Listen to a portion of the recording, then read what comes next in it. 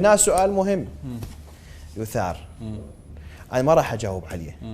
لماذا سيد مقتدى الصدر في عز نفوذ التيار الصدري في هذه الدورة النيابية أصر على تمرير قانون مكافحة التطبيع؟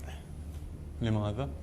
هو الناس ما إلا تفسير واحد. أي. أكو خصم سياسي من نفس بيئته ذاهب إلى التطبيع، لذلك هو اتجه إلى إقرار هذا القانون. وكنا احنا في وقتها نستغرب، نقول ليش تقر هذا القانون؟ ليش الإصرار على تجريم التطبيع؟ ليش مجرم بقانون العقوبات؟ ولكن كان إصرار عجيب غريب. يبدو بأنه الظرف اللي كان فيه، الرؤية اللي كانت عنده غير مؤشرات في هذا الجانب. المؤشرات هي انه اكو طرف سياسي يريد ما على تفسير الا واحد، بانه خصم سياسي من نفس بيئته ذاهب الى التطبيع. جيد، انا ما اريد اخذ منك توضيحات لانه هو الواضح لا يوضح. خليني ادخل مباشره للقصه الحرب. هذه الحرب تعتقد انه الفصائل